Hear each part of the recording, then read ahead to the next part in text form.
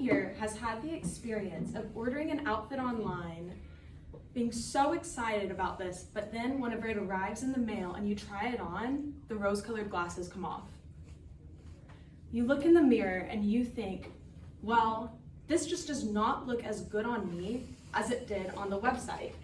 You think you're the problem, but have you ever taken the moment to think that perhaps the problem in this situation is not your body? Majority of clothes that are advertised to us are shown on models that have a body type that do not represent the general population. The promotion of clothing on a singular body type has ingrained into society that there is an ideal body type that we should all strive for and everything else is wrong. But this is dangerous to society because it tells people that this single petite body type being displayed by models is what we have to aim for. Fashion industries must reform their marketing to be more inclusive to the average person to help fight societal beauty standards. So just a preface, for the purpose of this speech, I'm going to be primarily focusing on women's fashion so I can go more in depth, but this is all applicable to men as well. Okay, so first, the use of obsessively skinny models creates the idea that there is a specific body type that women are supposed to follow. Who in here can guess the average weight of a female model? It's gonna be like 105 pounds. It's gotta be below 100, yeah. Below 100. 113. Okay. So you can switch.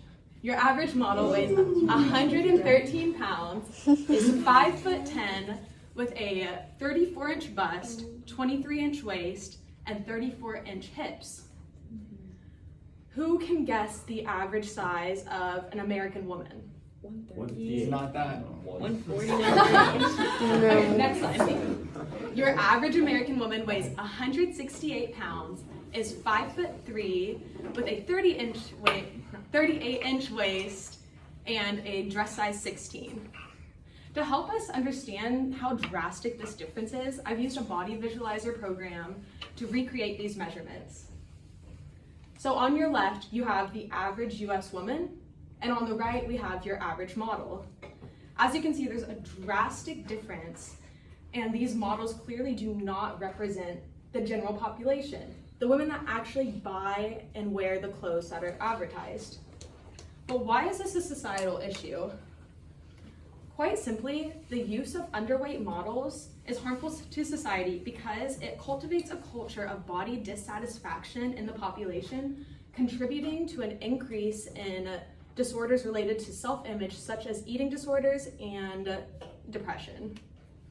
You can go to the next slide.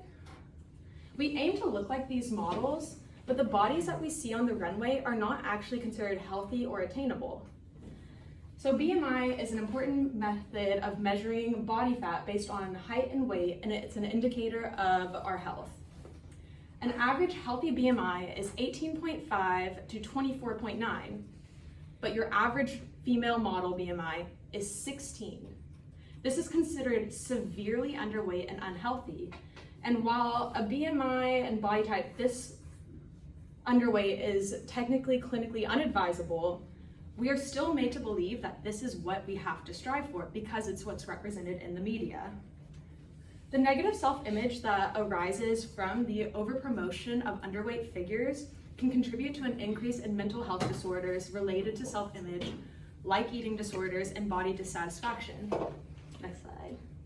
As noted by Ahern and Bennett in the Eating Disorders Journal of Treatment and Prevention, women that associate models' skinniness as a positive attribute display greater signs of eating disorders. And when we've only been shown ultra-thin models throughout our entire lives, of course, what we're going to think is that skinniness is associated with goodness. What should be done to solve this problem of unrealistic beauty standards? The simple solution is this. The fashion industry must reform their marketing to help fight the culture of people who despise their bodies and appearances. When you look at a clothing catalog, you should see every body type represented. you should see yourself in there.